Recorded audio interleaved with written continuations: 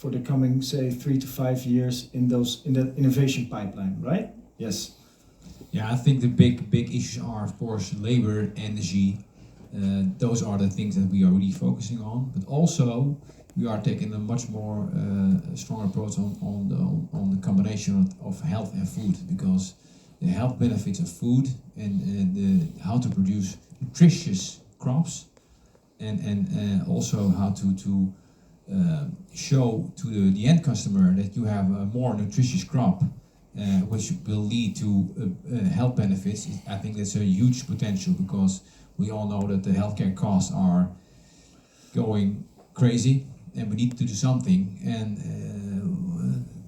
let medicine be thy food is a good old phrase, and I think that's something that we can really try to implement in this sector, and add a lot of value to food, because currently the perceived value of food is still very, very low. So and of course it should be much higher on the appreciation chart, let's say. So I think that's a really big opportunity. So I agree with what was said. I think to the way that I think about it is around two axes. One is everything that has to do with data, AI, censoring, etc., etc. I think there's still quite some things that can happen, not only in closed environment agriculture, but in the broader sense. I mean, there's this, because if you can apply it in closed environment agriculture, you can typically tweak it to greenhouses, which then also means that there is something that you can do with general agriculture. I think that's going to be a major investment theme for the coming years, because of the fact that there's so many gains that you can have with this. So that's one big chunk that I see that is going to be super interesting, and there's quite some interesting things happening in there. Second one is everything linked to biotech for food and for crops.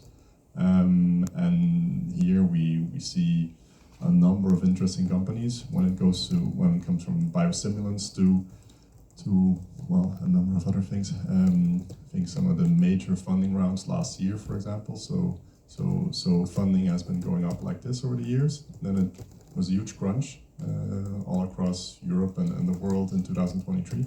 But there were still a couple of really big funding rounds. Two of those biggest funding rounds last year were actually in Belgium and biotech, was BioBest and Afea Bio. And so what you see is that actually, as a Benelux region, we're still holding our grounds when it comes to innovation in agriculture in the broader sense.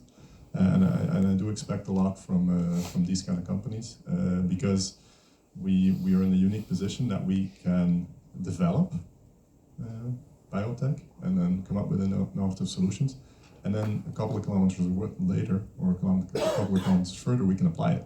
And that's a pretty neat position to be in. So I expect a lot to come from those.